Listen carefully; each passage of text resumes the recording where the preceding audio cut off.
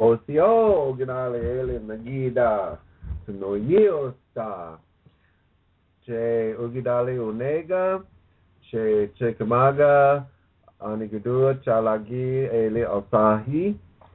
I said hello and welcome. Good evening, friends and family. I am Whitefeather. I am Cherokee, Chickamauga and Gaduwa Cherokee.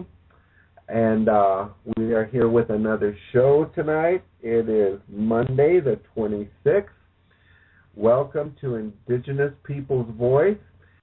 And with me in person in Missouri is my guest host, Doreen Bennett. Kia ora, Doreen. Kia ora, Mashu. And kia ora koutou katoa. Hello to everyone listening tonight. Here on Turtle Island and around the world. Kia ora korua, Chila Rawa ko Tudog. Hello to you both. And it's nice to be here with Mashu again, hosting the show. Ka pai. Just to get a few little announcements out of the way before we really get into the show. For anyone who would like to call in during the program, our phone number is 718-506-1564. Again, that's area code 718-506-1564. And tonight, in the background, we have Sheila Folger, and I see our brother Chimmy has just come online, and so they're in the background. And we have online with us tonight my cousin Gili Tatli, Two Dogs, and we're going to have him on and asking questions and trying to find out. And then what's this? We'll see how the show goes. We have no guests tonight. And so we're just going to kind of take an overview of our last 2 weeks that was in New York. And any questions that you'd like to have? And Doreen, would you like to start off? Well, my journey began on May the 5th to New York City. I was part of the Project Access program, which is run by Travel Link Foundation, and it's like a orientation program to the United Nations and to the Permanent Forum for Indigenous Issues. So it taught us, how everything works. It is such a big place. There's a lot happening. You have all the different nations there. You also have all the different states in the forum as well. So I think it was absolutely valuable to do the 3-day training. It was an intensive training. And there was about 20 of us. Yeah. About 20 of us that did that program from all around the world. So it was just nice meeting and bonding and being with other Indigenous people. We all share the same issues. Some, of course, worse than others. It was just so nice, and I would recommend that program to anyone that has an interest to go to the UN and voice your opinions on our rights as Indigenous people. It was really a unique experience to see all of those Indigenous people from around the world in their traditional attire, and listening to many of them. Well, some of them didn't even speak English, and find out that no matter which tribe we are, no matter where in the world we are, we still basically have the same situations for our tribes. I found that very interesting, and I also found that I didn't want to leave because it was so great having all those different peoples around. You felt it gave you a sense of power almost. It's like I often thought if we could get all of our Indigenous peoples like that in one place, just think of what we could do. I know. Yeah. But the languages, because I think it was 4 or 5 main languages. Right. Right. English, Spanish, Russian, Chinese, and French. Yeah. Yeah. So they had interpreters that worked hard every day to make sure that all of us understood what was being said. They did a great job, the interpreters. I take my hat off to them. Yep. And we were there for 2 weeks. Most of it was in meetings. We made so many personal friendships with people all around the world. And we did a lot to we didn't really need to do a lot to promote, why we were there, with our Two Feathers International. But the one thing that was really good is, and I think we both noticed it, is that all of us being tribal and indigenous people, we all kind of have the same sense of humor, and we just knew how to get along and stuff. Matter of fact, at one point, it was kind of funny because Doreen says, "Mashu, you've got to be more serious, because you just have to be." And I said, "No, that's the way our Indian people here.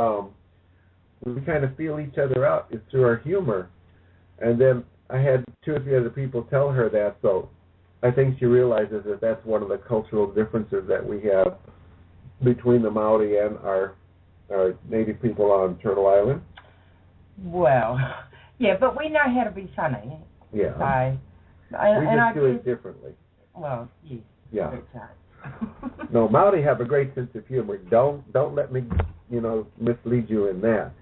It's just the way we use our humor is a little different. I think that's what I'm trying to say. And Mashu and I got a lovely surprise last week. Let me tell you, there is a God, isn't there? What?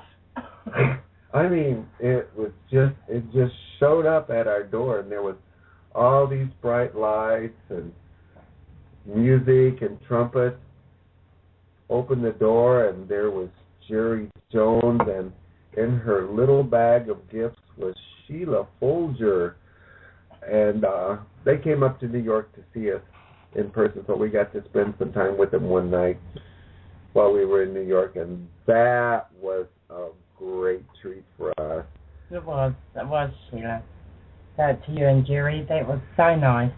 We found out later that we may have been able to grab a day pass for the 2 of you. We actually had no idea who would give those away. But maybe next year. What do you mean you see we got a limo? Oh, in pictures? Oh, probably. I'm going to say you already were gone by the time that happened. That's the... Sheila just posted a limo ride. We were lucky enough to have a limo driver at the hotel who was just killing time, and he offered to take us to the airport. So that was just a lovely way to leave New York. And let me tell you, that was the longest limo I've ever seen. It had all sorts of lights going off on the inside and all sorts of beverages in there, of which I was way too young to drink.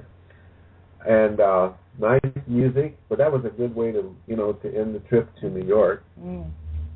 Just come out of nowhere, that ride. Yeah, and it was white, so you knew it was meant to be good. Oh, please. Hey, there's always something traditional going on. The first week for me was absolutely wonderful. I really loved meeting all the people there. Had a great time. The second week, I became ill and was kind of sick for the rest of the time. Got home here and found out that I had pneumonia, but it is being treated and I will live, and I'm doing much better now.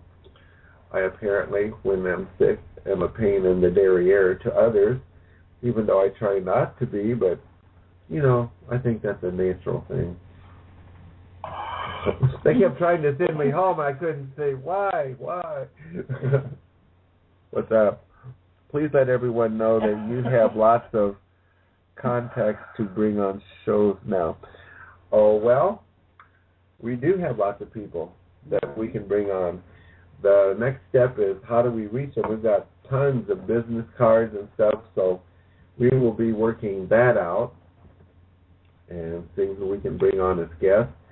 A lot of our friends, we will need to bring on interpreters with them that we've met.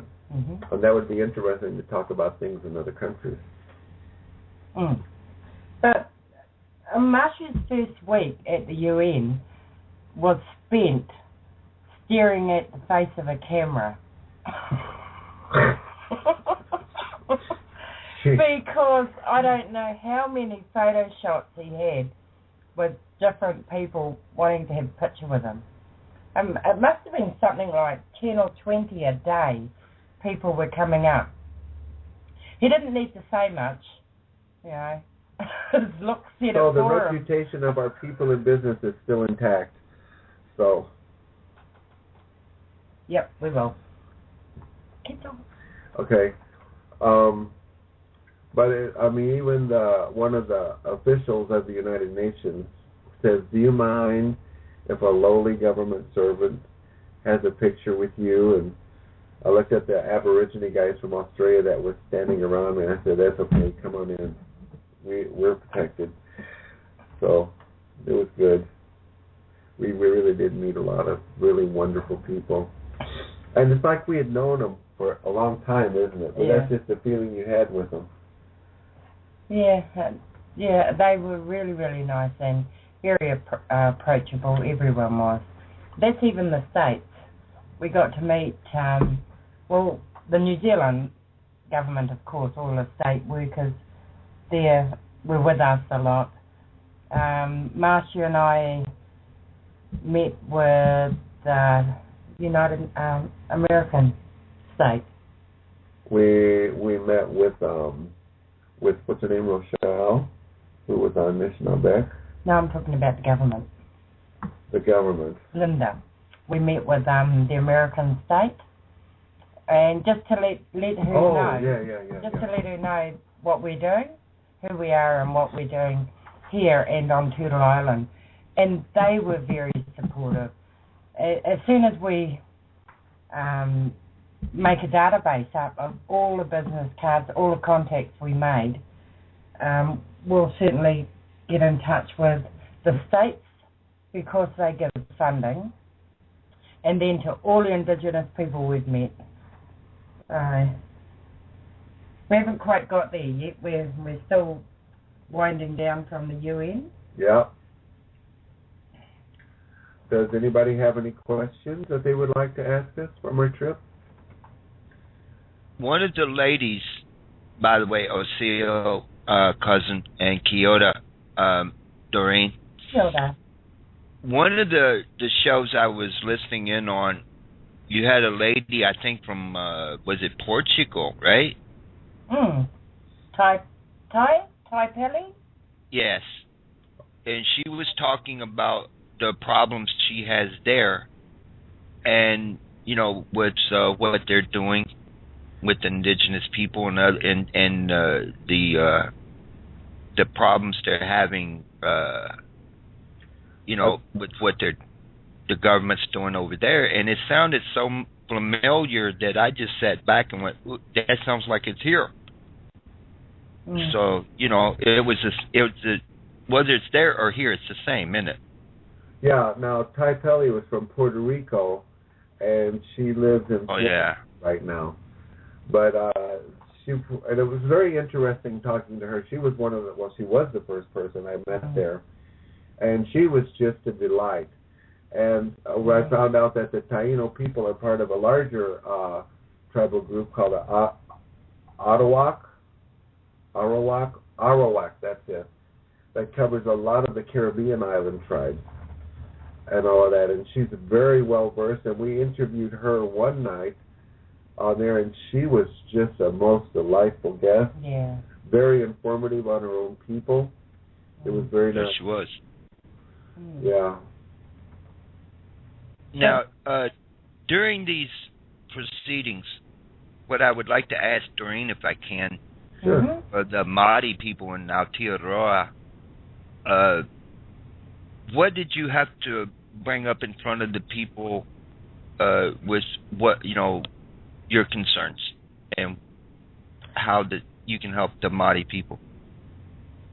And our people, a lot of them brought up our issues around land and land settlements with the government, water, because that's a huge issue at home. A lot of our rivers and some of our small lakes are now dead. They've been dying over time, and some of them are dead. It'll take a lot of work to revive it again, and that's the energy companies. And then the other thing is women and children, because that's a big issue this year, protecting our women and our children. So those are the paths that our state went down, and it just added to everyone else, because water is the big issue, our land, getting our land back, our women and children, especially the ones that were, is it Canada? The women that have been in the news lately.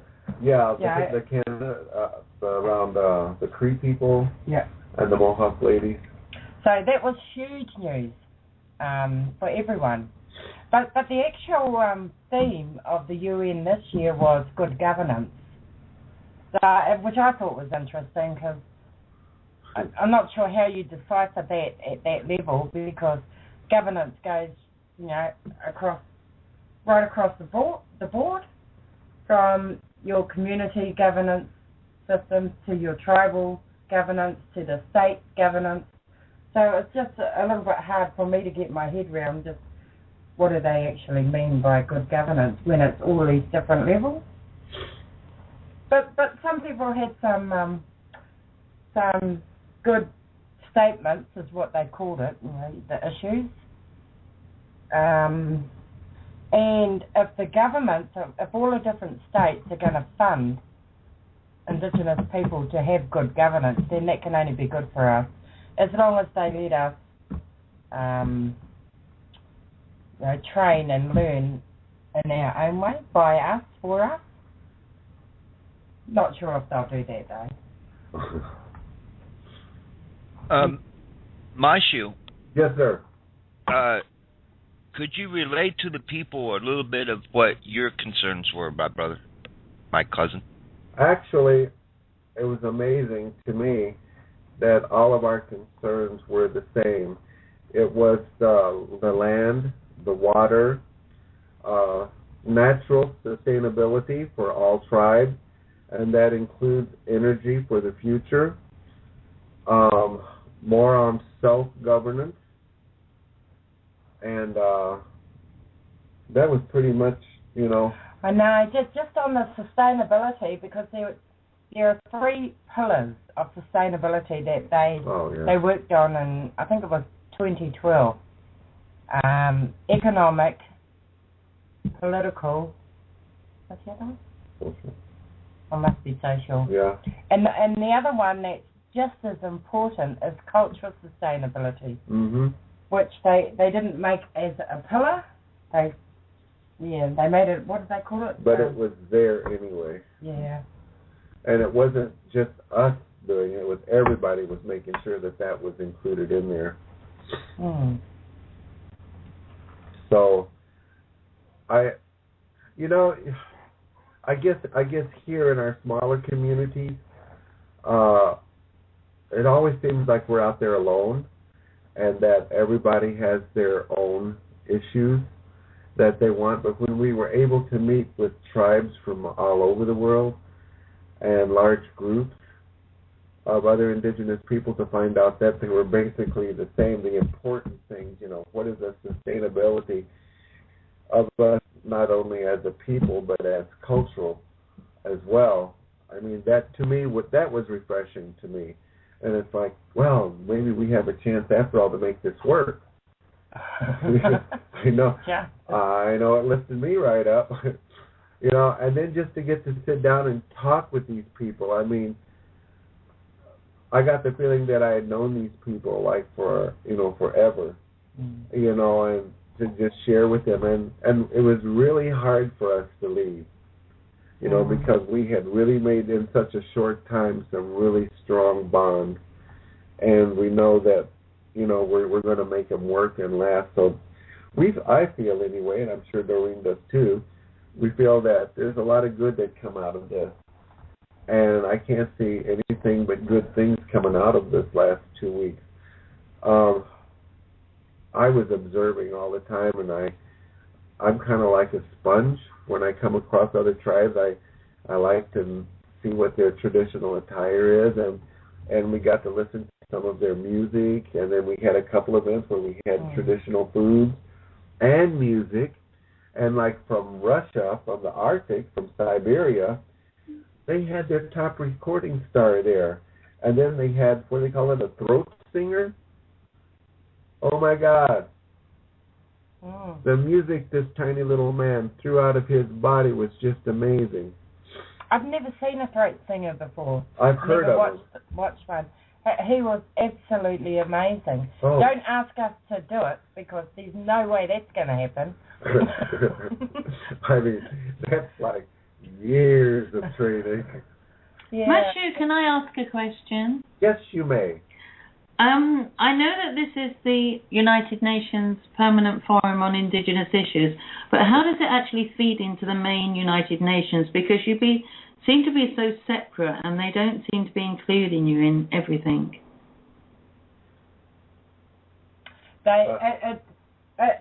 It doesn't really, because it's a forum that happens every year that includes Indigenous people. We can participate, we can have a voice.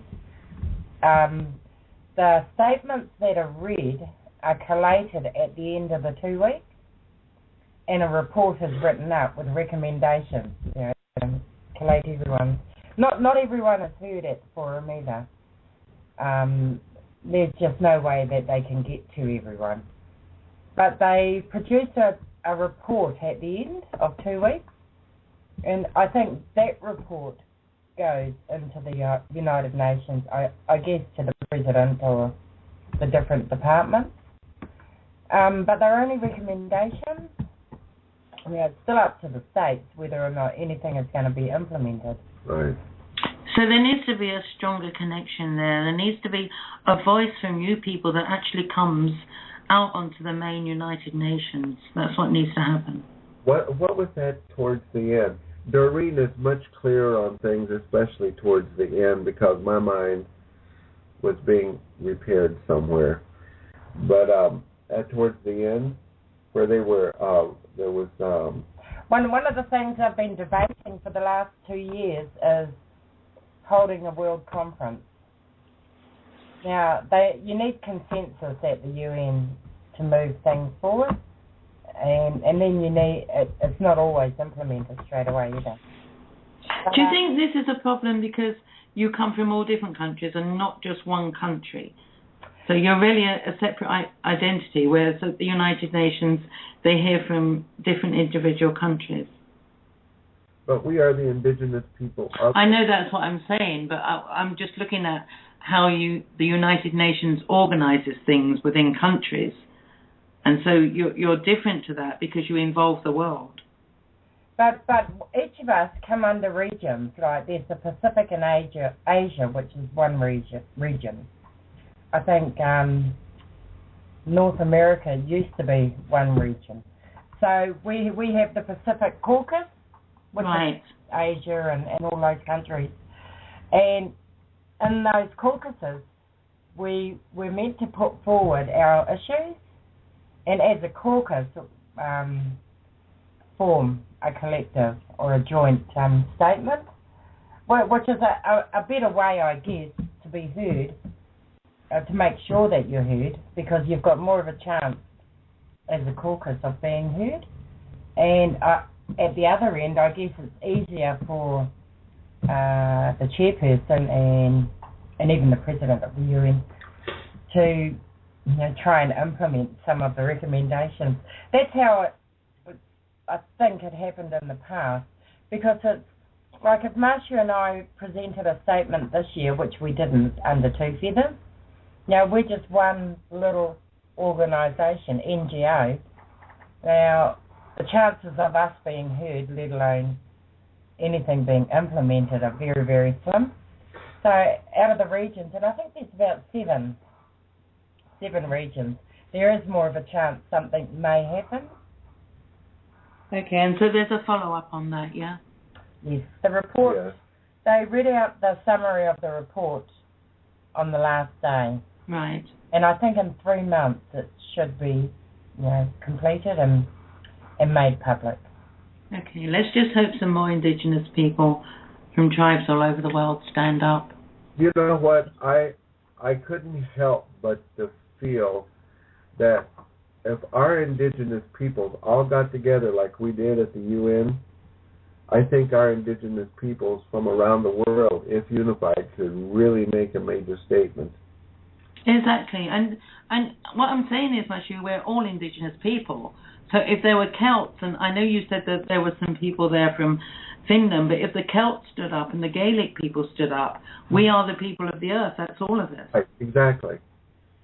But, and the governments would have to stop, and they would have to pay attention to us. Well, they just wouldn't have any power then at all. Exactly. Just exactly. But it was such a sense of empowerment. And our last day there, I had this little Russian friend that did not speak a single word of English, and he had an interpreter. And, we just bonded right away. None of us understood what the other one was saying. I know. And I know. Sometimes you don't need a language, And, but through his interpreter, we had such an exchange of information, tribal information, because his people still live, old ways. And so he was asking about our bows and our arrows, and he gifted me a 30-minute documentary on his village and tribe up in Siberia. And he was just insistent that I was going to come up and visit, and I said, it's awful cold up there, and us Southern Indians don't like cold. I said, you come down here, and we'll teach you what heat's all about. And we were talking about making moccasins and leggings, and they don't have leggings like us. They have like regular breeches, but they use all the parts of a deer, even the old deer, he goes, as linings with the fur and stuff. And they're all their life has to do with reindeer and reindeer herds, and they call themselves the reindeer people. And it was just so beautiful to hear how that kind of lifestyle still exists in the world today. It would be wonderful to go and visit these people, wouldn't it? I know. I'll go in Mashu's place. That would be amazing to see all these people. Yeah. And then we met. We actually met several chiefs that we didn't even know they were chiefs, because they carried themselves in a very humble way, the way our chiefs are supposed to. But they were just down-to-earth, regular people, and it was so interesting listening. We had a lot of Latin American tribes represented, and the friendliest people, and from Guatemala, Peru, Lima, Colombia. One of the evenings, we went to see the Cherokee word for water.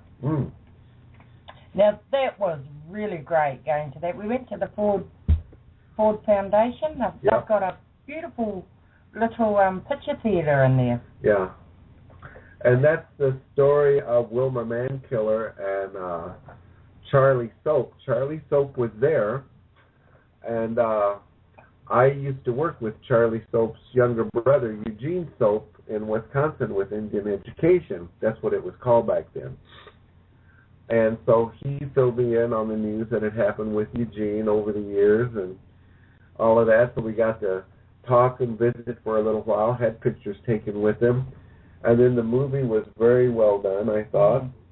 And it was telling of the struggle of getting water to Bell County in Oklahoma, and I'm sure Shimmy knows where that's at. So that yes, I do. Yeah. So that was really interesting, and it was like touching base with people from about 20, 30 years ago. So that was kind of cool. But one of the things, and it must be a New York thing, when we went to the theatre to watch the movie. After the movie, they had seats up front where some of the cast or the producers or directors sit, and that's what happened at the end. So the audience could engage, ask questions. So that was really neat because we don't have that at home, and I think that's a New York thing actually. And plus, there was like refreshments and drinks before. Well, no, I mean put on by the Ford Foundation. It was like kind of a social thing. And I didn't realize the Ford Foundation supports human rights and all of those issues that are happening to the earth. And for your ladies, Gloria Steinem was there, whom used to be a really good friend with Wilma Mankiller, because they were both activists back in the day. And so Gloria Steinem gave a really nice speech about her and the things they had done together in the past. And Orrin Wells played Joe Ross's grandfather in the movie. So that was... But Orrin Wells, so what does he do, Margie? Because I remember you first said to me, oh, he's here. I didn't know who he was. Who is he? Orrin Wells is kind of one of the top leaders of the Iroquois Nation. Oh, yeah. Because he had some significance, and then you... Excuse me. He's the top leader of the Iroquois Nation. And in fact, it was, I'm trying to think, wasn't it? No, it was somebody else. Oh, it was the Haudenosaunee that did the welcoming to the UN, to the Indigenous Peoples when I first got there. But Doreen and Carl had been there for about a week before I got there. So I come in and they already knew who everybody was and where things were. Well, no, the conference started when Mashu got there. The week prior was our training, just to prepare us for the UN and prepare us on how to do statements, because writing up a statement isn't about writing our issues down on paper. You have to form it a certain way. You have to have your references. You have to reference it to the UN Declaration, as well as the Declaration of Indigenous Peoples. So it's all this academic stuff that you have to do, and it has to be done in 3 minutes. You've only got 3 minutes to make your statement. So it was all of that pre-learning stuff. But when Mashu came, he came for the opening of the UN, which was the Indigenous people from that New York, right, opened it. But so did New Zealand, our Māori people. Actually opened it with prayer and our song and dance. Didn't you also meet a king in exile somewhere? Oh, there was a president in exile. That's what his card said, from Africa. No, he was from Papua New Guinea. Okay. Right. Yeah, that was on our day one. And he wanted a photo, so I didn't know too much about him. I knew a little bit about Papua New Guinea. And he's living in, is it Holland? He's been living in Holland, him and his family. Right. That's where Gonzali lives. And he's an exile from Indonesia. And he's actually a lawyer for Indigenous rights as well, isn't he? Yes, he is. Yes. He's a very young man. He's an attorney, and I found out he's a wonderful chef, too. Yeah. He's absolutely talented, and he's quick. Yes. Can pick up things, write things quite quick. So I'm looking forward to doing some work with him, and, us doing work with him, with Pamela Craft, and some of the leaders that were part of our group. Pam was just an absolute joy. she's just a quiet little woman, and she just goes about doing her own thing, but this woman wields a lot of power in New York, especially with the UN. And to look at her, you wouldn't even know it. Very humble. Very humble. Very, very humble. So isn't that just amazing, the way the world's turned around? That now we have, through the system that they put onto everybody for education, now we have well-educated Indigenous people that are able to stand up against everyone else. Isn't that amazing? I know. I tell you, life just gets better every day. Yeah? But tell you, the tables have turned.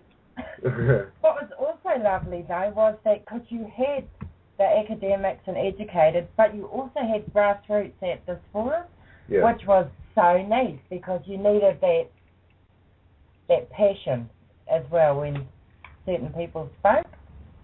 And it was just so nice to see all the different levels, and even the states. Just come together like that. Yeah, even the states came together, you know, with some of our Indigenous peoples. It's great. I'll tell you one thing.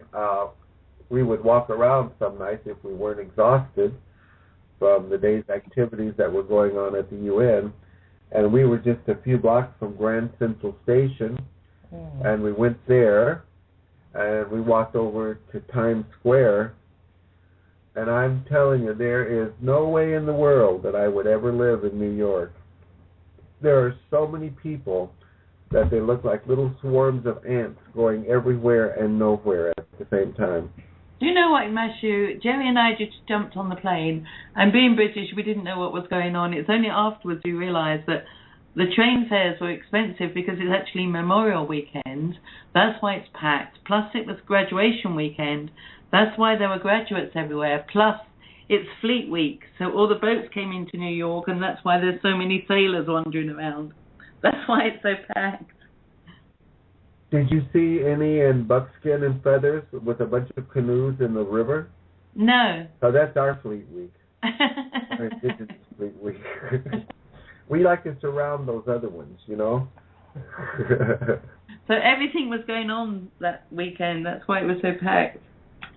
Yeah. Well, Mashu. Yes. I have one other question.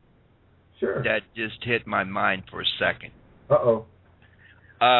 Was there any Lakota, Oglala, or anybody at that UN? Yes, there was. We had... Okay.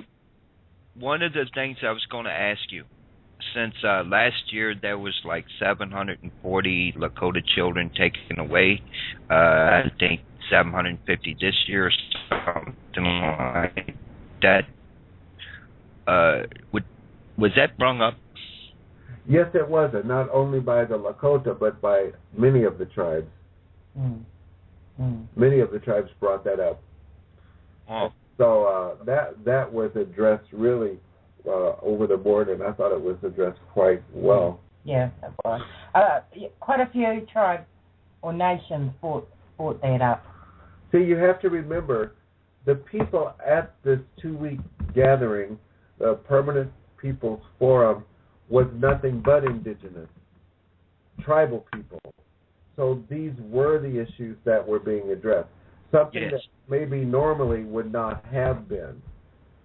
But because all tribes from the United States, Canada, Mexico, South America, Africa,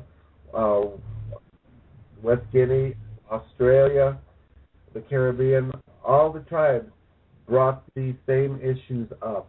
And so it was heard with one good, strong voice several times throughout the whole conference of 2 weeks. Understood. Uh-huh.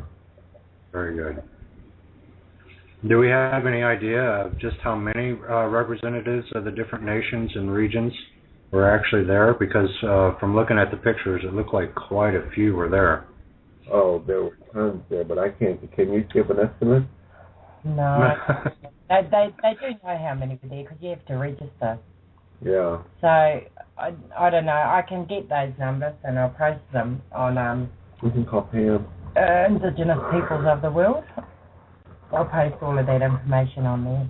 That'd be good to get a list of everyone who was there. That'd be brilliant. You know, Yes. the thing is, this last 2 weeks, at least for me, has been like a whirlwind. And then we just got home Sunday, and it's just trying to take a breather and to get things organized.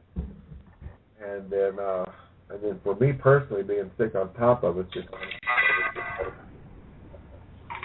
but I think things are starting to settle now, and now we can start getting the facts and stuff together. It's a little bit of a nuisance that we didn't have a good connection on internet, where we were saying, because we haven't even been able to do regular posts and talk with everyone on Facebook. Actually, we've been offline for the last week. Don't worry, guys. Next time, Jerry and I are coming with a camcorder. That's right. That's right. There you go. You know, well, this one Lakota lady, she was so funny. She was cool. Yeah, Doreen was interviewed by her, as was I. And she's got this little box that she carries around with a microphone.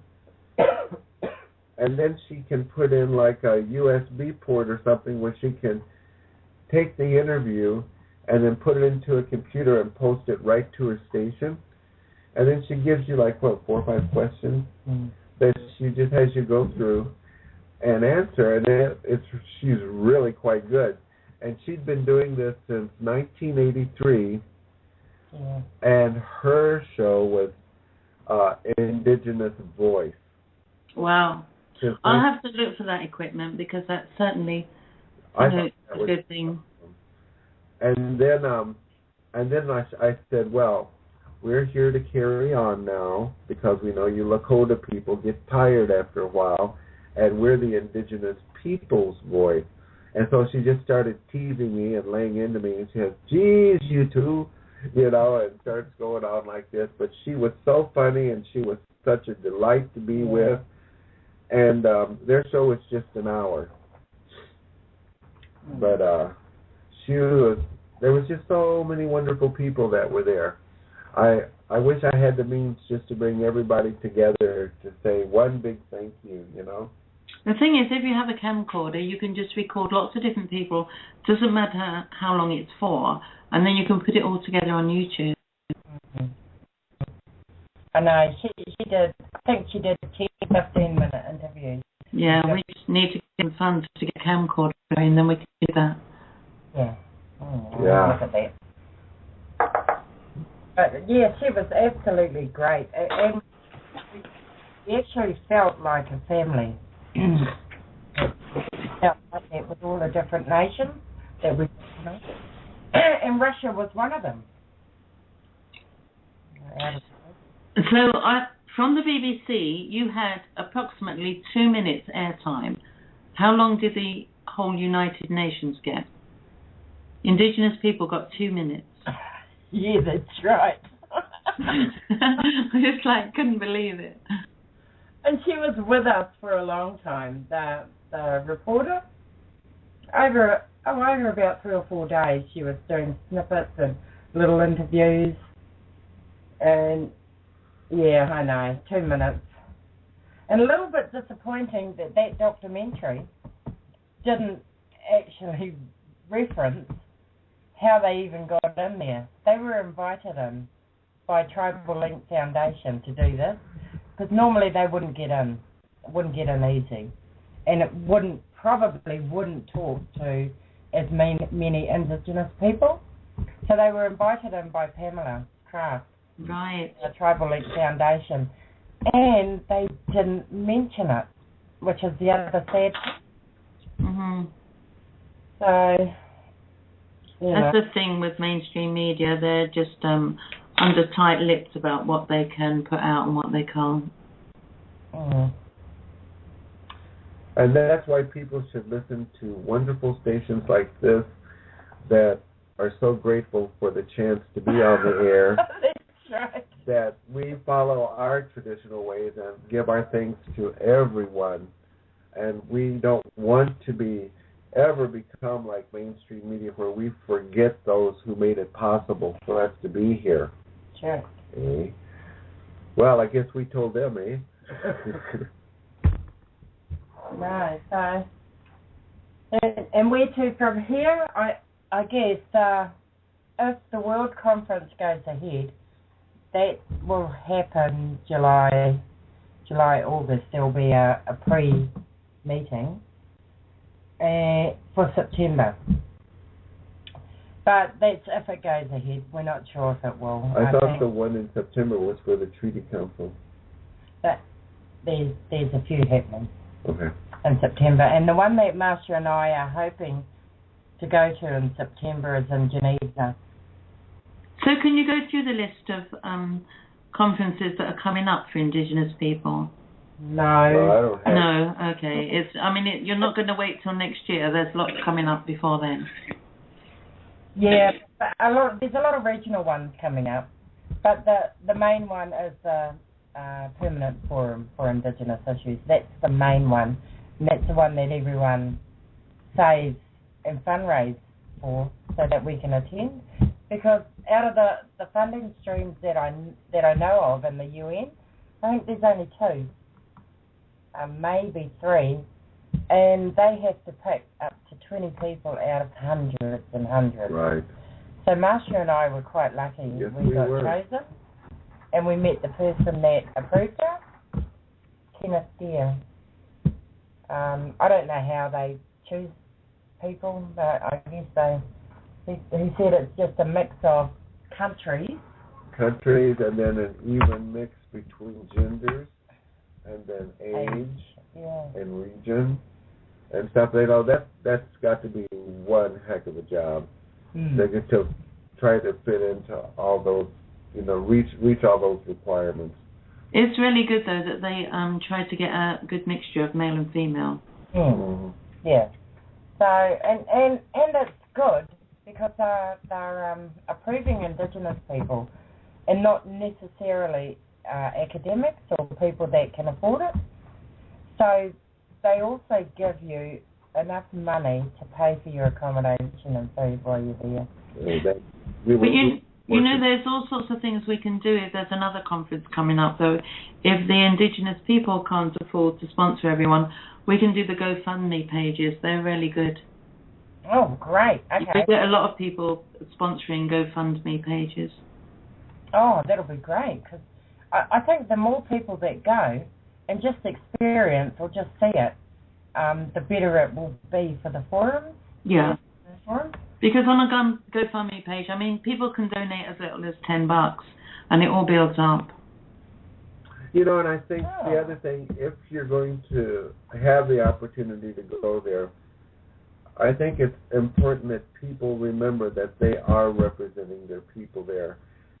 And this is where you're going to see traditional crafts done, traditional talents, that you share with people. I think on that one night we had several different tribes. We had the Aborigine, we had that was a social evening. Yeah. Where it was traditional song and dance. Now that was so amazing to be there and be a part of it and to see their traditions. And they didn't hold back anything. Oh no, they put it right out there. So much pride. The most exciting I thought was the Aborigine people from Australia. They were just so much fun, and they didn't hold back. No, you could tell those people loved what they were doing.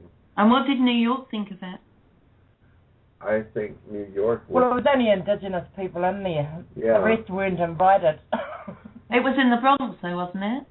No, that was a different... Oh, right, okay.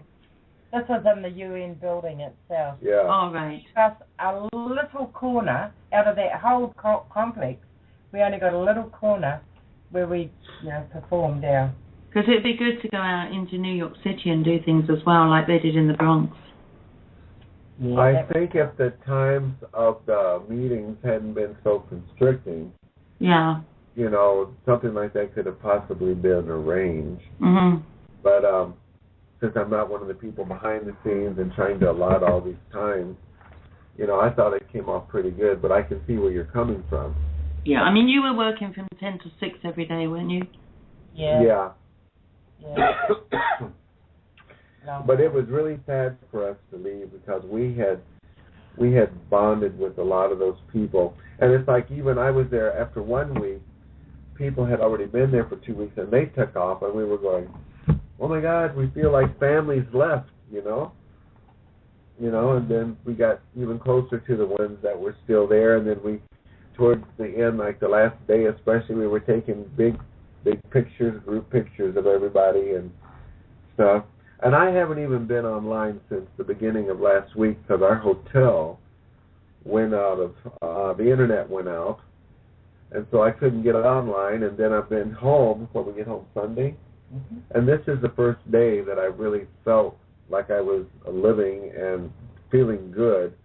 And I did check email and I did check a few things, but I haven't even gone through my Facebook to see what everybody else has posted. And I know it was a really busy time, but you can see what I'm getting at. If we could arrange for some people to go a couple of days beforehand, because you're very much behind closed doors, and all the New York people see is you walking around in your traditional clothes. They've no idea what's going on or what's happening. But New York people are used to seeing that. Very rarely did I hear English being spoken in New York.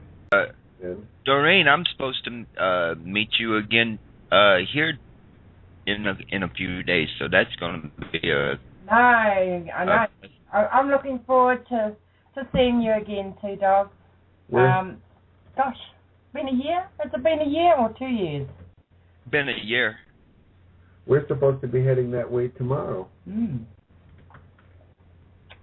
So, I'm really looking forward to that. And I'm just, hopefully... That'll be an honor to see you again. We'll be in Kentucky for a couple of days, so hopefully I get to see Eagle Horse and Windstar as well. Will they be home on Wednesday night? Yeah, they'll be home around Wednesday night, sometime Wednesday night. Okay, great. So, yeah. We're hoping to stop in at the watering hole in E-Town on the way there to meet up with the Cherokee community. Mm-hmm. And that should be awesome for us. I haven't seen them in a long time. A matter of fact, I don't think I've seen them since you were here last time.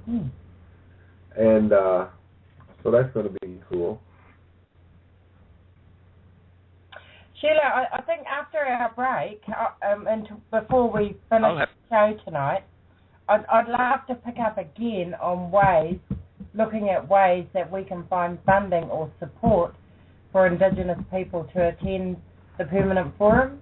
Absolutely. And another thing we want to do, I've sent you some messages about your website. We really need to get your website up and running so that we can get people over there as well. Yeah. And our tweets are going really good. One of the biggest sections with thousands of followers, I forget what they're called now. Hold on 1 second. A big indigenous tribe actually favorited our show for last week and retweeted it as well.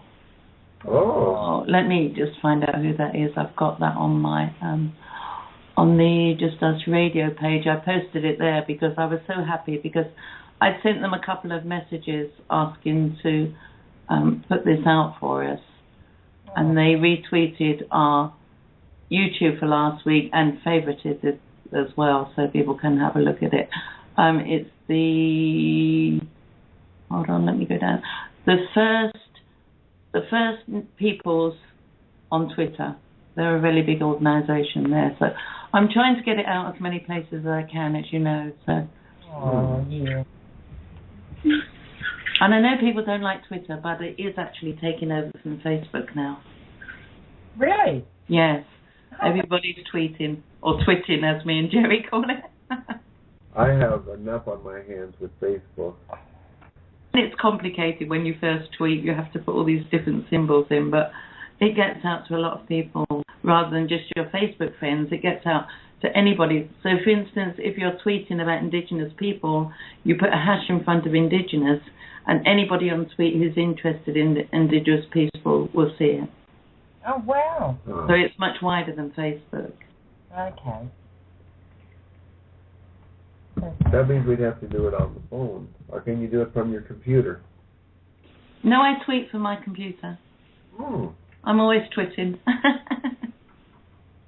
You know, Doreen, you know how much I feel toward the Māori people since we did these 3 months worth of shows from Aotearoa, and I hope the best for your people. Oh, thank you. Our people, for such a small population, we had quite a big presence at the UN. For sure. We opened with song, a prayer, and the Governor General of New Zealand opened. Yep. And I guess because he's Māori and he was quite high up in the military when he was in there. I don't know. I'm not sure which war he was in. But we had the rapporteur who takes all the notes and talks next to the chairperson is Māori. We had different Māori people in key positions on different caucuses or with meetings and organisations. Then we also had this young group of Kapahaka group, which is our traditional dance, song and dance. They were there throughout the whole thing at the UN. They performed in different places as well. So, you know, for such a small country, we had a strong presence. Plus, we also got to meet, went to the other part of the UN, the UNDP it's called, where one of our old Prime Ministers is now working. She heads that department, which works with billions and billions of dollars. And she wanted to meet all the New Zealand people from Aotearoa that were there. So, and that was good of her to do that because, you know, for them, time is precious. But she made sure to have a afternoon tea with everyone from New Zealand. So that was good. Yeah. Well, I think we will take a break now, and we'll return in about 5 minutes or so.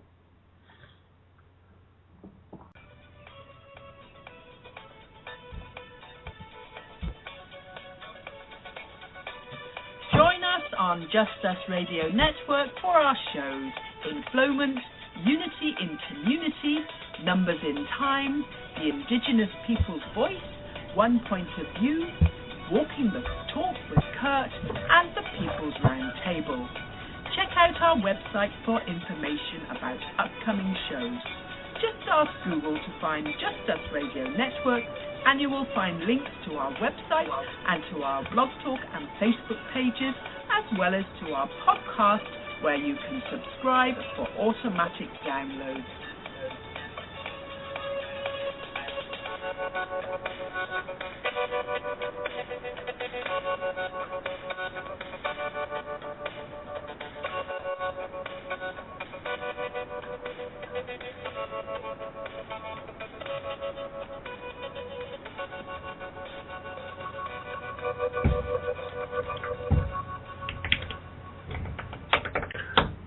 Welcome back to Indigenous Peoples' Voice.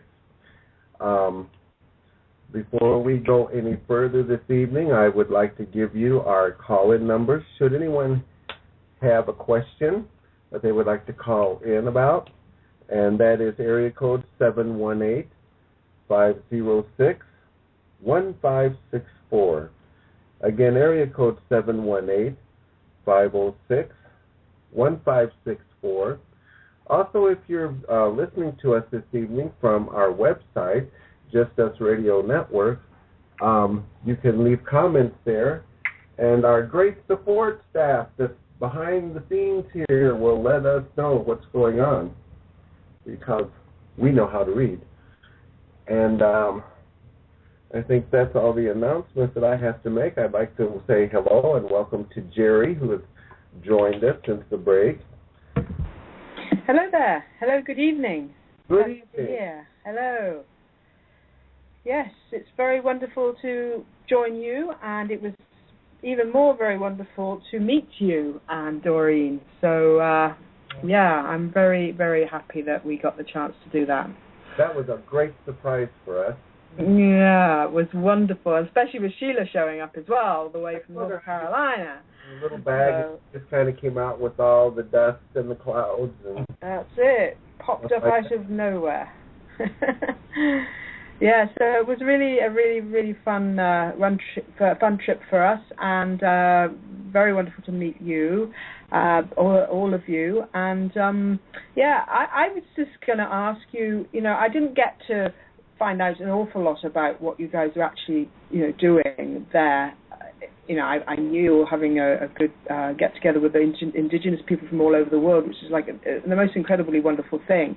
So really, on the agenda, what was for you guys? What was the most important thing that you discussed, and what was the thing that you felt that you got the most results with from your perspective for what you went there to achieve? Right, me or you? Why don't you start? Okay. Well, one was because at home you hear about the United Nations and Indigenous rights, and you hear their overview about it, but I actually wanted to learn what it's actually about. We have very few people from Aotearoa that go there to speak, especially about our issues or about our rights. And when they do, they're usually academics or at that top senior management levels. Yeah. So it doesn't always filter down to the people. So I wanted to go and learn. When Mashu and I applied to go, we applied last year to go to this one, and they ask you, a little bit about what are the issues that you see. And for us, it was cultural sustainability, because that's what we're doing, is looking at ways to restore our culture so that we can move forward as a people. And decolonization. If time permitted, we probably would have put a statement forward, but we just got caught up in so much. And I'm used to, the first time you go to watch, listen and learn. Yeah. Next year, we certainly will put a statement forward around the issues that are happening for us at home and for Mashu. Because here on Turtle Island and in Aotearoa, they're the same issues, just a smaller scale for us. So we'll form some kind of statement that'll capture both countries. Mm-hmm. But honestly, cultural sustainability is a big one, because we've still got way too many people that don't know who they are. Yeah. And I believe when you know who you are, you can stand tall with any culture, as well as mainstream. So awesome. That's what it was about. But it was the 13th session, so it's been going 13 years. Mm-hmm. And this session was around good governance. We only found that out on day one. So that's the type of work that I do at home, governance and management training for providers, or I go in and help organisations. So I definitely would have formed something around that, because there's huge gaps that we've got at home on getting our people upskilled so that we can manage organisations or committees, so we can manage them well and manage them with an Indigenous flow. And I remember saying to a lot of groups at home, we know how to manage the budget in the kitchen on our marae.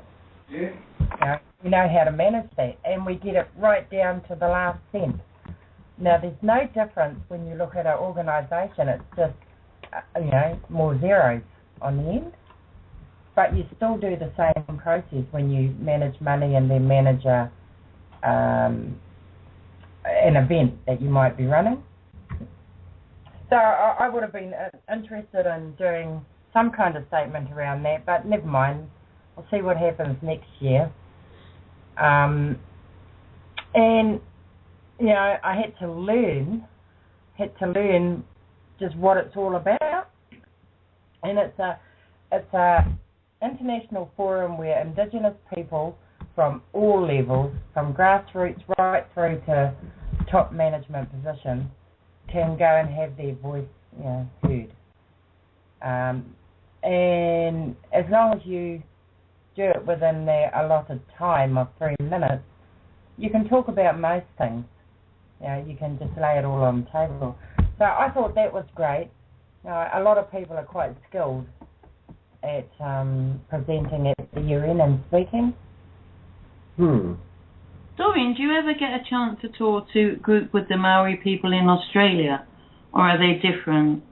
Yeah, no, I do. I've got family over there. Most of my family over there. Right. It's about the same population over there than it is at home. Right. And they only go there because there's work. So. But it's the same Maori. Yeah, same thing. Okay. And what are the issues now around New Zealand geographically? Because they've got a lot of issues with rising seawater and different things going on there. Well, the big one at the moment is still the oil drilling, deep sea oil drilling and fracking. So we've still got different groups, different tribal groups around the country protesting. Land is just going to be ongoing until we get some kind of settlement, and not necessarily like money settlement, yes, but there's all the other things that we've lost. So some kind of settlement for us as Māori people around that, and that's just around land and rivers. Because I heard somewhere that New Zealand may well disappear completely if they carry on with the fracking nonsense. I know. It's crazy. Yeah, so I know we're going to sink our country. I'll save you. I have this envision of a lot of the traditional people making some sort of pontoons to hold up the island. Yes, this time the boat people are coming to save you, Doreen. But the sad thing is, there's nothing all the yelling and screaming that we do, and that's not just Māori, not just the Indigenous, it's non-Indigenous as well. It's going nowhere.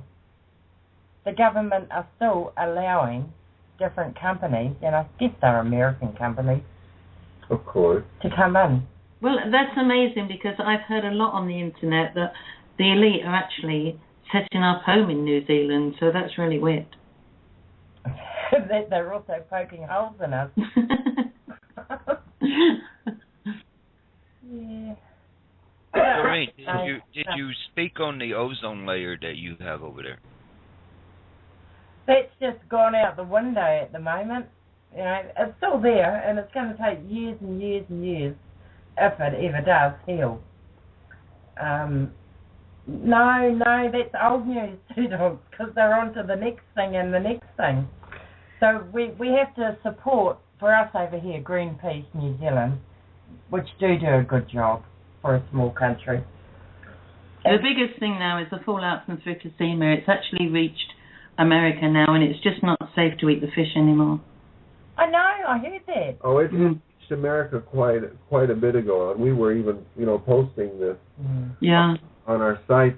And I don't know, maybe I'm just slow and thick, but I don't understand how people can see this, and they see it's been checked out, it's been verified, and yet they'll still go on. The government will go ahead and pay for the fracking and the tar sands and all of this stuff when they know it's doing nothing but destroy. But mashu, that's what governments are about. They don't work for us, you know that. They work for themselves and the corporations and other people that aren't really human. They're not interested. They're trying to stop the evolution of the people on the planet. I understand from where all the governments in the world are owned by 6 corporations.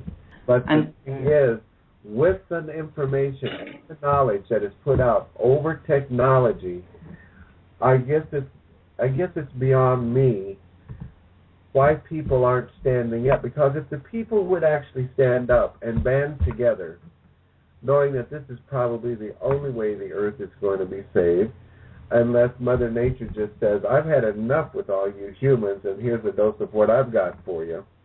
But that's the problem, Mashu, because it's only people like us, who spend time on the internet that know really what's going on. People that are still listening to the news and mainstream media have no clue what's going on at all. That's the problem. And the mainstream news media doesn't want the people to know. Well, the mainstream media is... people on the news just read out what's put in front of them. And I know for a fact that if they divert from what's written in front of them, they will lose their job. They don't research anything. All they do is read what's put in front of them that's given to them by the powers that be. That's what their job is. That's what they get paid for. I know when I returned from a 3-month wonderful visit to Aotearoa, where I and Doreen kind of became the voice of Idle No More over there, because that's when it actually came out on the news, was during my 3-month stay there. And then we had so much positive response to that, and the news shows that we did and things on Idle No More. Yeah, but that's an Indigenous TV show and radio shows. They're Indigenous.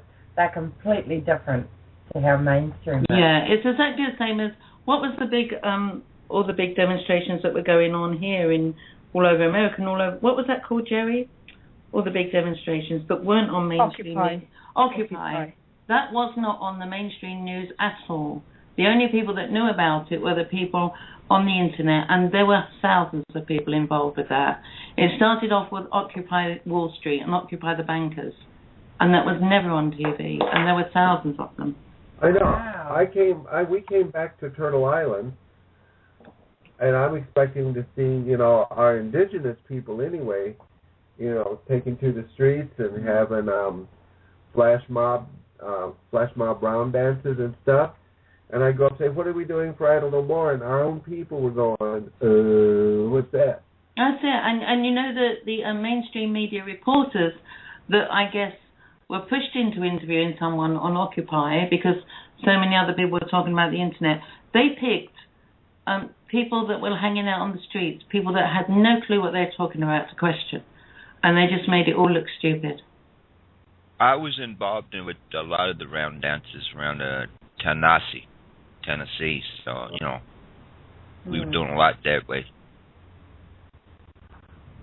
I guess things like that still kind of astound me.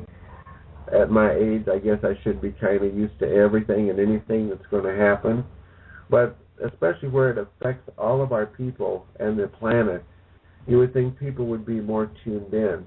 Yeah, but you see, Mashu, that's the problem, because it's not only... I think that the people here now that have been drawn into the internet and listening to things were born to make this difference. Everyone else is still listening to things and they're not understanding what's going on, and they're not given the opportunity at all to understand what's going on, because if anybody ever says anything on the internet, they're classed this new word, conspiracy theorists. That's there to put everybody down so that all the normal, in inverted commas, people won't even look at it because it's been called a conspiracy theory. That's what's going on. So it's still trying to control the people through the mind. Yes, absolutely. Verbiage. It's like Fox News saying George W. Bush was the best thing for America ever had. Well, Two Dog, all the politicians are the same. They're just frontmen. They have no control over anything at all. They're puppets with people behind the string, pulling their strings behind the scenes. On Turtle Island, as far as Washington to Obama, they're all the same. Well, exactly. They're the same the world over. And the biggest people really who control the world, I'm sorry to say it, but it's Britain. How many people in America know they still pay taxes to the Crown?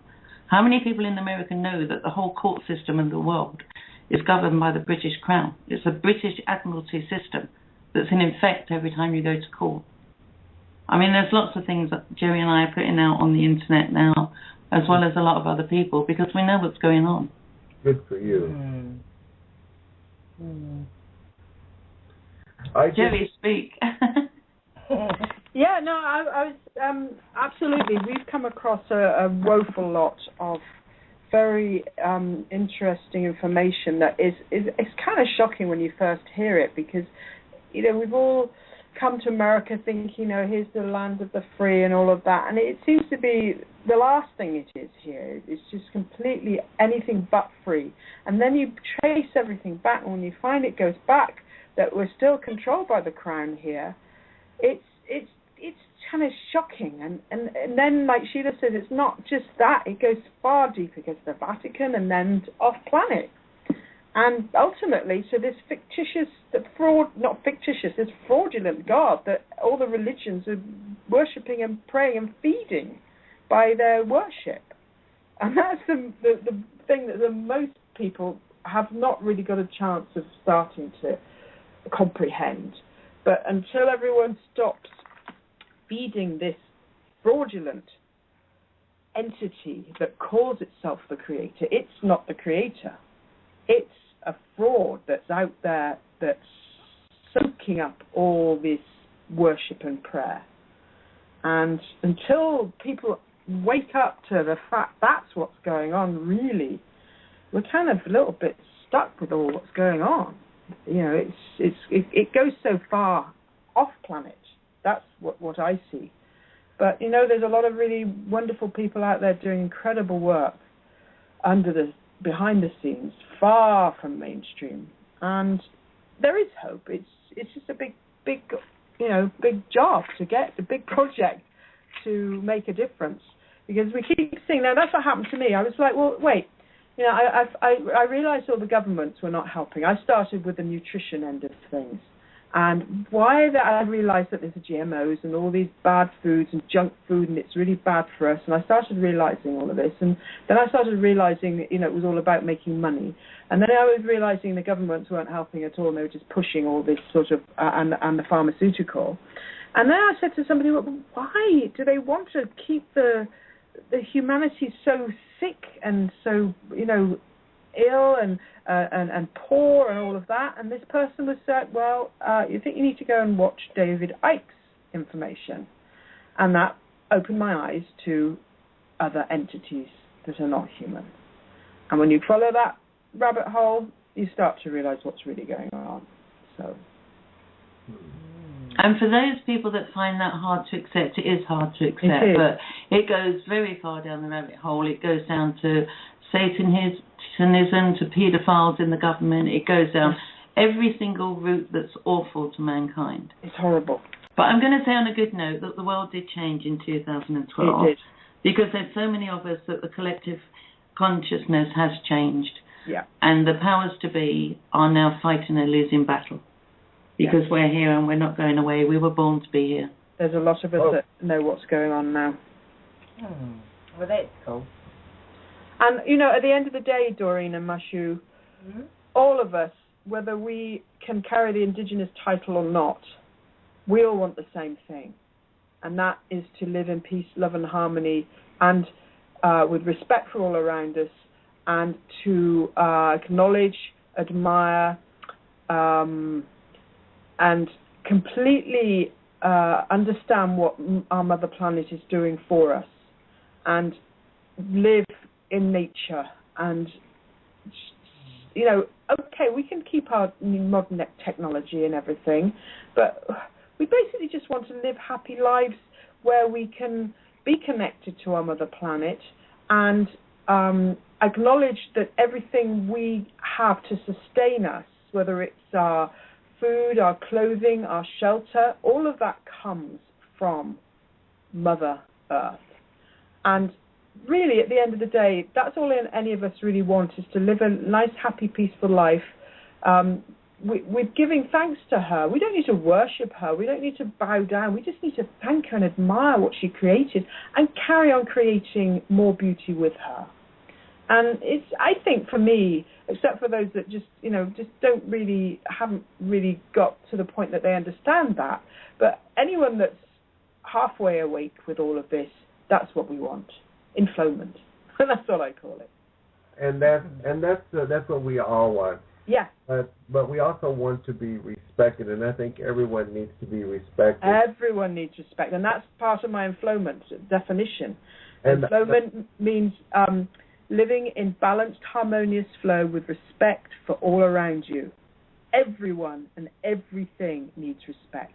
Now, I think people get kind of confused with our nomenclature, because when I use the word indigenous, I'm talking about people who still live in tribal communities, still live by tribal ceremony on their spirituality and things like this, who still, what do you call it, a form of tribal existence, okay? We all know that everyone on the planet at one time lived in tribes. And most of us are aware of that. I'd like to think we were. And then over time and generations and stuff, some people lost that tribal tie, And so it's not a cut on anybody. That term in no way is a cut to anyone who is not living in a tribal situation and have the strong family connections and stuff. Do you understand what I'm saying? Yes, Mashu, but you see, that's the beauty of the whole thing. It's a whole plan, because you're all living your indigenous life, and the people that have come here now, like me and Jerry and many other people, are born into the modern way of life, but we're born to challenge that way of life. And so it brings everybody together. Yes. That's what's happening. But what I'm trying to get across is that we're not being disrespectful when we use that term. Oh, no, of course not. The term that most of our tribal people still living in tribal situations understand. Yes. Not that we're excluding, because let's say that we were just talking about indigenous rights and indigenous issues only. What we're talking about, the issues that we are talking about, is also to help all of humanity. Yes. Because it goes down to the basics. First of all, water. Without water, you're all floating around in spirit world. And the water is the basis of all life. Yeah. And that is being threatened by the governments with their greed for the oil. And they really don't care about the generations to come. And this is the main conflict between indigenous thinking people and non-indigenous thinking people, is that we want to keep the earth a better place for our generations to come, at least 7 generations ahead. Whereas your non-indigenous, quote-unquote, corporate world doesn't really care about future generations, because they want their gratification and their best of life now. It's only self-serving. But we understand that totally, Mashu, and that's what we're saying, that even though the corporate world has taken off and taken a lot of people with them, that's part of the plan as well, because there would be no point in us being here if there wasn't a world to change. So we have come here to connect with the indigenous people. So although we're actually living in a different type of world, we are still connected. It's like this too, let's go with what Tuwharetoa once said, as far as Crazy Horse himself, okay? And you got to look at it from the time he said it to what's happening now. When he stated that the children of the white man will come to learn what their ancestors would not, and that's happening now. Oh, yes. Yes, that's been happening for a while. Yes. And it's also, I know some people don't understand the way European people talk about the spirit world, but I'm here to tell you, with my own experience, that there are many ancestors in the spirit world who have been and still are leading white people to indigenous people. That is still going on. Mm-hmm. The spirit world and the ancestors are all joined in this fight at this time. There's no doubt that all of us have lived in an indigenous way. I know I have, just from, in another world, another lifetime, let's say. I have definitely lived in a forest, in the trees. Every time, especially in this area, I see we live in a an area where we have all the 4 seasons, and the trees shed their leaves in the fall, and during the winter the ground is covered with dead leaves, and then the snow comes, and then the snow melts, and then in the spring, before everything starts to grow, there's a carpet of brown dead leaves. And every time I see on undulating ground, every time I see that vision, I hold my heart and I'm like, I'm home. This is my home. This is where I live. I feel such love for that vision, that view of our mother planet. That is the type of countryside I have lived in for probably more than one lifetime, because I have such a deep connection with it. Every time I see it, I'm driving along the road, I'm walking, I'm riding the horses along, and I see this vision. I'm like, this is just my home. I've got to live in a tree house or some small little shelter in this sort of environment, because that's my home. And I'm here, like Sheila said, I've come in as an English woman, and which is completely opposite to tribal lifestyle, let's say. But I have that knowing of that's how we truly live with our mother planet in complete connection. That's why I want always to connect with my feet as much as I can when I'm walking on her surface. I want that connection. And once I understood how deep that connection is, that's when I wrote that poem about Mother Earth. That's when I knew that she has so much power, and we must connect with her, and we must admire her and thank her for everything we have, because without everything she's given us, we have nothing, like water upwards, downwards. You know, I know this radio show tonight has taken a different turn to usual, but I think it's meant. Jerry and I, as soon as we started our radio shows, we started with the intent of whatever came to us is what we would put out, because that's what we know we're inspired to do. And we don't just invite anyone on our shows, we're inspired to ask people on our shows. And what's happening right now is that people who are meant to be here to effect this change are coming together. But also the rest of the people are still here for their own reasons, and they're meant to be here, even though we say that they're sometimes called sheeple or they're mind-controlled. They're meant to be here because they're all playing a part. Everything is as it should be right now. I'd like to just pick up on Jerry, how you were talking about that connection that you've got with Earth. Just for our people, and it goes back, it goes back to the beginning of our time. You know, the relationship and the connection we have with our environment, with our earth, with our land, with our rivers, our trees, is one of, it's a spiritual relationship. The actual connection, when we touch the ground with our feet, bare feet, brings us together. We don't just see our land and our rivers and our forests as just that. It's our ancestor. That's what we've learned over time, and as well as the wind, that's one of our ancestors. So the connection we have is a real connection to, that holistic connection that we have to the universe. Yes. That's how we see it. And that's something that's come through our traditions, our legends, our stories, our myths, all of that.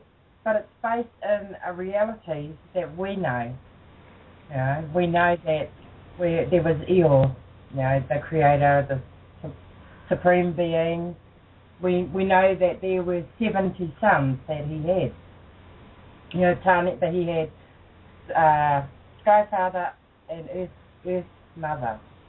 They had 70 children. Now these are all our gods and demigods, but they're real to us because we see it outside when we walk in the forest or on the land. That's a reality for us, and the connection is there when we go out there. So what I'm trying to say is, Doreen, it's like the people like us.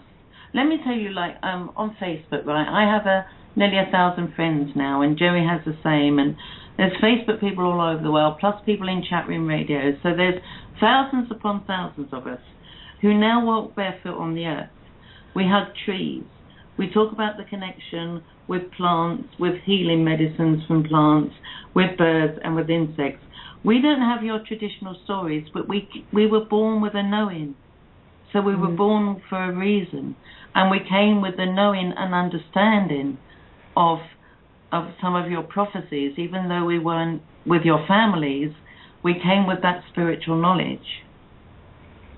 Do you understand what I'm saying? Yes, I do. It's just, all I'm saying is because that's the connection that you've got. Now, it's not that different to what we've got, but how we got it is different. Yes, absolutely, yes. Here we are. Yes. But that's why we've come to join you. And we're the sort of link, really, aren't we, between what you are and how you've started your lives on Earth and where we've come from. We can relate to people that live the way we've been brought up to live, and we can relate to how you guys live. And we're kind of like the bridge. I'm wondering, Doreen, you can tell me if I'm on base or if I'm really way out there. But as far as our closeness and our connection with our spirituality and our closeness with the earth, visually, I think from the movie, what was the name of that with the blue people? Avatar. Where the of the tree of life and how they came and wrapped around the people during their healing. That's our connections traditionally. I mean, not that actual, the touching and stuff, but that's what we get when we touch our Earth Mother. Yeah.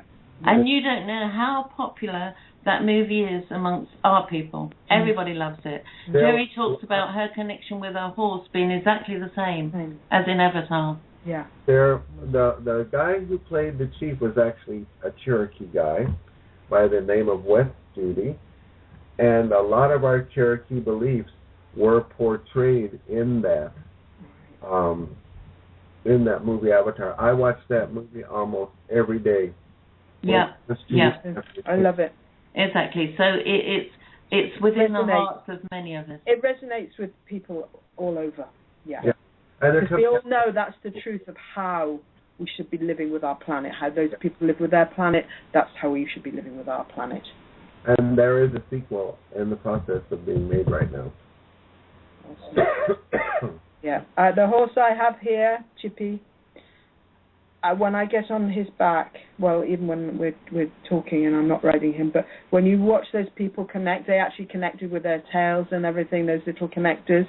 I don't need that. I just get on, and when I'm on, he and I are like one. We just connect. I don't have to say, "Hey, Chippy, go, stop, turn left, turn right." I just think it, and we're one. We just choose what to do together, and I say, "Hey, if you want to walk, trot, gallop along here, whichever you want's good with me." I just might suggest you stop for a little while and take a breather, because he's kind of getting on a little bit. But it's just so wonderful, because when I was taught to ride horses, I was taught you have to control these animals. You have to be in control, because they're big animals. They're like 1,500 pound animals, and you've got to be able to be always in control. I'm not in control of this horse. I just say to him, let's go and have a nice ride. What do you want to do today? And that is like huge, because you with many things in life we're taught something, and for so long we sort of believe that's what it's got to be, because that's what the teacher taught us and the expert knows the best. And then suddenly when you open your mind to not always having to believe what everybody tells you, and my horse taught me. Shall I tell the story, Sheila, about what Chippy taught me? It's Mashu's show. I don't know how much time he wants to take up. Oh, sure. Put it on me. Sure, Jerry. Let's hear about the Chippies. Chippy has taught me. Well, Chippy started off by teaching me unconditional love. I didn't really understand what love really felt like until he gave me that look, and he's got these beautiful big sparkly eyes. And I just fell in love with him, and I just love him and he loves me. And I'd known them for several years at this point, and during the winter time it's very cold around here, so I got to the point that I found a way of keeping the horses fit and well without actually riding them, because it gets very cold, and what's the point of abusing everybody when it's really cold? So we have a big indoor arena here, and I let them run loose all winter, so I don't ride them. So no, spring came this particular, I think it was last year, and I decided it was time to ride Chippy again. So I say, okay, Chippy, I'm going to ride you now, and I come out with the bridle, and the bridle means a bit in the mouth. So I go to put the bit in his mouth, and he's like, no, I don't want that bit in my mouth. And I'm like, oh, come on, Chippy, and he's like, no. So I'm like, okay, fine, no problem. I'm only going to ride him in the indoor arena today. So I go and get the other bridle that's a hackamore, that has no bit. It just goes over his ears and round his nose. So I put that on, I go and ride him in the indoor arena, and that's fine. So the next day I'm like, okay, Chippy, it's time to go out for a ride outside around the field. So I go to put the bridle on him, and he's like, no, I don't want that bit in my mouth. I'm like, oh, please. And he's like, no. I said, I can't ride you outside in the big field without the bridle on. I can't control you. And he's like, no. And I said, please. And he said, all right then, fine. So he let me put the bridle on. So this happened 2 or 3 days in a row. And every time I go to put the bridle on, he's like, no. And I'm like, please. And finally he's like, okay. Meanwhile, I am hearing him say to me, if you can't trust your best friend, who can you trust? Mm-hmm. Oh. And I was like, oh, I can't ride you in the field without the bit in your mouth. I can't. And he's like, if you can't trust your best friend, who can you trust? So finally, and then I hear him saying, but hey, the last 3 days, because I'd made him put the bridle on, the last 3 days he says to me, did you have to pull me in the mouth to make me stop? And I'm like, no. So he's like, if you can't trust your best friend, who can you trust? So finally I'm like, okay then. So I put the bridle on without the bit in the mouth. I go out for a ride, and everything's perfect. Not a problem in the world. And I'm like, oh. And he's like, you don't have to control me, do you? And I'm like, no, I don't have to control you. We just go for a nice ride. So this horse in one lesson taught me trust, and that I do not have to control everything and everyone around me, including him. A big, he's a big horse. He's like 12, 13, 1,400 pounds. And he talks to you. And he talked to me when I was there too. Yeah, he did. Yeah. Is this, when you say talk, you mean like by telepathy? Yeah. By telepathy, and plus, like if I say to him, you hungry, he nods his head violently. And if I say something else, he shakes his head. So he does the nods and shakes as well as the telepathy. You can understand, like when I'm saying to him, when I was telling the story and I was saying, he's saying to me, if you can't trust your best friend, who can you trust? I was hearing those words, but I was denying them. You know, those 3 days that I kept insisting he put the bit in his mouth. And he was being really tricky with me. And I was like, please, let me get up the ladder and put the bridle on him, you know, because he's like, no, I don't need that. And I'm just hearing these words, and I'm ignoring them because I don't want to hear them. I don't want to hear that, you know, I have to trust him. I don't want to hear that I'm too busy trying to control him. And you know, and then he said to me finally, and I just heard these words, and I finally acknowledged them. That, you know, did you have to pull me in the mouth the last 3 days when I did actually let you put the bit in my mouth? And I'm like, I didn't pull you in the mouth once. I'm just like holding him on the end of the reins. So it was a really interesting lesson that when you've got this sort of connection with an animal, and that's what Avatar shows. You know, remember the guy, and he's trying to get on the bird, and the bird doesn't, you know, get off, and he can't catch it and get on it and all of that. But as soon as he made the connection, they were one. And, you know, the interesting thing is with this horse, I didn't get along with him when he first arrived. He'd been a little bit abused, I think. I'd been abused in my life. But I think that's why we made the connection. And once we made that connection, we just loved each other, you know. Ever heard of this term called horse sense? Yes. He was trying to share that with you. He was, absolutely. Yes. And in all sincerity, a lot of our traditions and the way we do things in a tribal or a traditional sense came from watching animals and nature around. Yes. Yeah. And yes. I mean, with our people, a lot of it was by watching the wolf. And this is where a lot of our tribes got our way of socialization. Yeah. Yeah. You know, way back in the beginning. You can learn so much from them. There's a man that was many, you know, horse whisperers, a man called Monty Roberts, and he watched the wild horses. And, you know, he'd been brought up on a ranch where, you know, people, they still term this to some people, they break horses, they break the spirit, and they abuse, they're just rough with them. Whereas he went out and he watched the herds of horses, and he watched how they worked together, and he spent a lot of time, and he learned how to ask a horse, could I please ride you, rather than you will let me and I will do this and that. Could I please do this? Is it okay if I do that? And that's how I work with the horses now. Instead of saying, you will do this and you will do that, I'm like, hey, what about doing this? Could we do this? Could we do that? And exactly what you're saying. When you learn from them instead of, somebody said to me, oh, so you're a horse trainer. I said, no, I don't train horses, they train me. So that's where it's become now. It's very, very different now, and we can learn so much from animals. Would you like your show back now, Mash? Yeah, well, we'll have it. I was just thinking, for everyone that's listening, Jerry has his show in Flowman. I'm not sure what times it's on, Jerry? That's on a Saturday at 8 o'clock Eastern. If you'd like to tune in to Jerry, and you'll hear more. Yeah, thank you, Doreen. Yeah. Well, But you see, you were still talking about Indigenous things because it's still tied in with our traditional ways of doing things and our connections with all animal life. And in our native way, we don't refer to these beings as animals. They're referred to as animal people. You have the deer people, the rabbit people, the elk people, the deer people. Beautiful. The horse people. And they're treated as such with respect. We ourselves are referred to as human beings. But there is a lot of prayer that goes towards Creator first, or we say Great Spirit, and then to the animal person that we are hunting. And we only hunt out of necessity. We do not hunt for trophy. We do not hunt for sport. And we do that. There's usually at least 8 days of prayer that goes traditionally. And then we ask forgiveness. And then we make sure every single part of that animal is used. Otherwise, traditionally, we view the taking of that life as the same as murdering a human being. And the only 2 parts that we do not use traditionally are the eyes and the colon, the lower part of the intestine. And this we bury into the earth as a thank you to our mother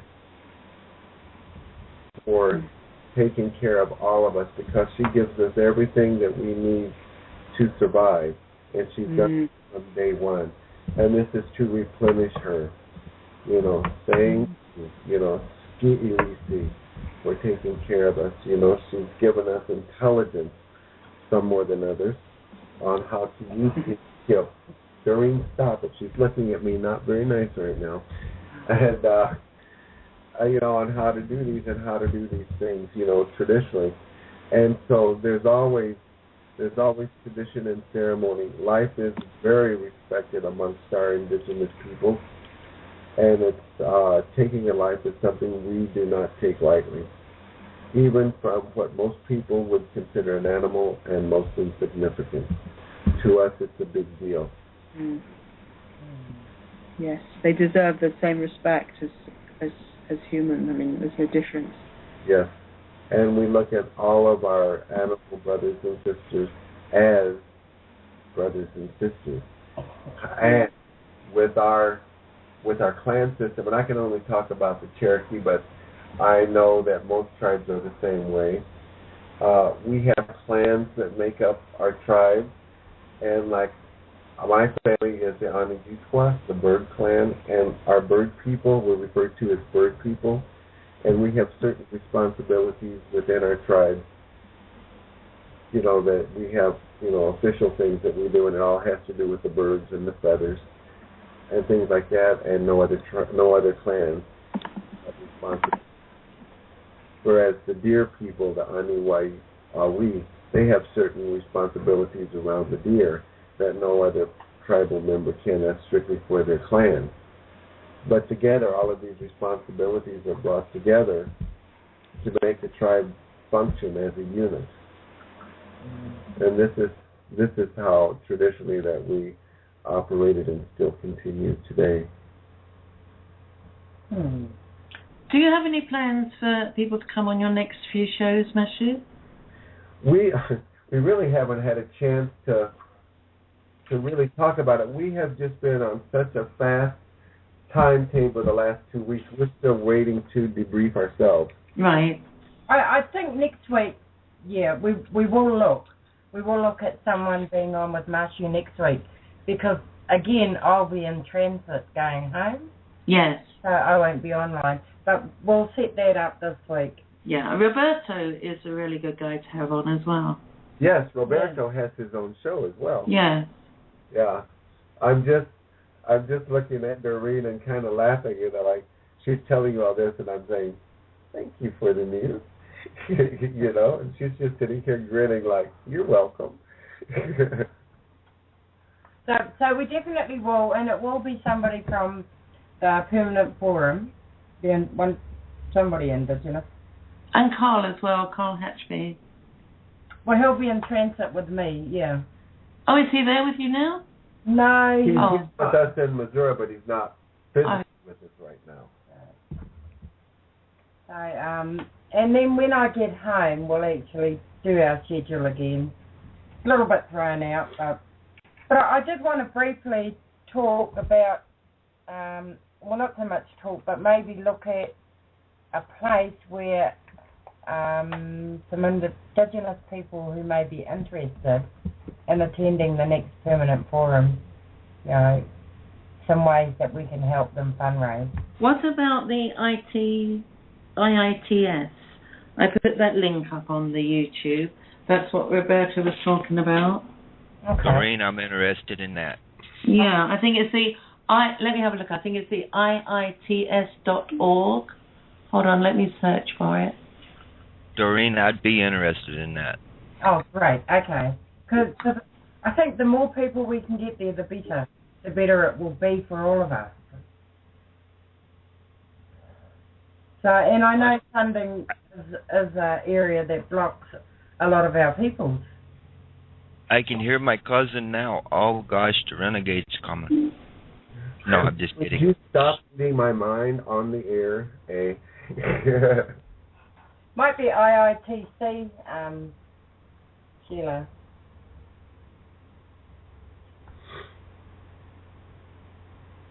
But there are other funding streams.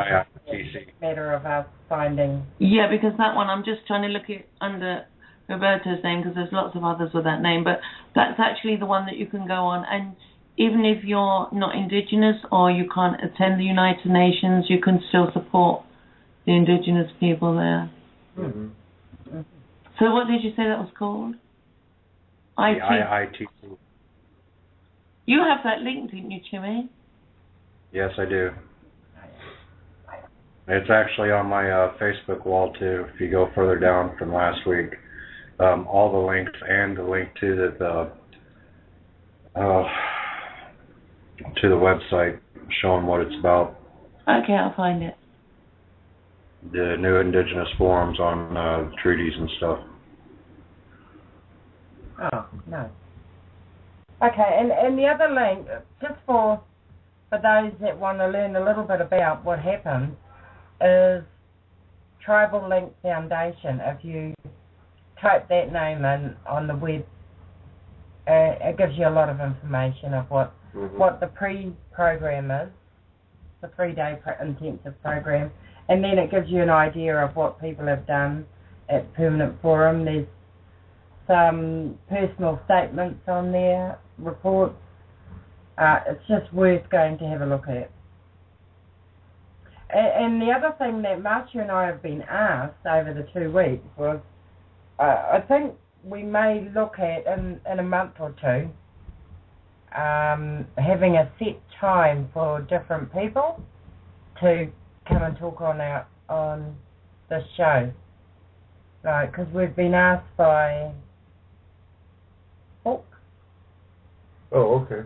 Yeah, if he can have a segment, even if it's only an hour a month.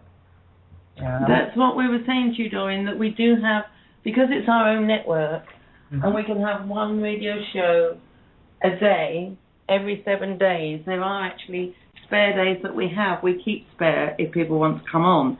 So your show's on Monday. We are busy mostly on Tuesdays, Thursdays and Saturdays.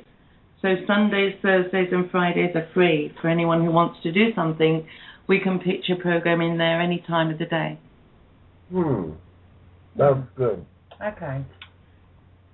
Well. Okay, because there were a few people that were interested, not quite ready to run a show, but interested in having... Well, see, the thing is, like we said, Doreen, Jerry and I are here to help, and that's why we started the network. So anytime someone wants to start, like yourselves, and they're not ready to run a show ourselves, we will help them out until they get other people to help them. So that's not a problem. Well, we were prodded and forced into this kind of work. I won't mention any names, but I think that was Two Dog. I think we've done really pretty good. It wasn't Two Dog, was it? Or something like that. But I think we've really done really well on getting the information on different, specific problems and traditions out there with people, having good discussions with different people from all over. And I think that's something that we're both... That's right, and we're still working on it. We're still pretty new, so we'll get smarter as we go along. I mean, Jerry and I have only started on the radio, as Two Dog knows. I called into his first radio show. Jerry and I have only started in January this year. And we really started, we thought we'd just talk to a few of our friends, but it's just kind of snowballed because that's the way it was meant to be.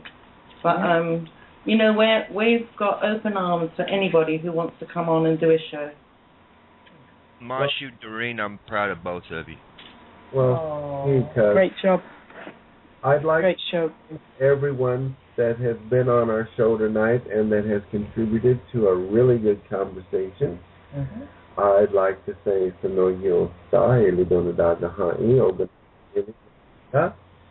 which is good night, and until we meet again, all our friends and family, our relations, and Doreen. You've said it. Poor Mari, everyone. Good night, everyone. Good night. Thank you. Bye. Thanks for a great show. Good night, our relations. Bye. Donada.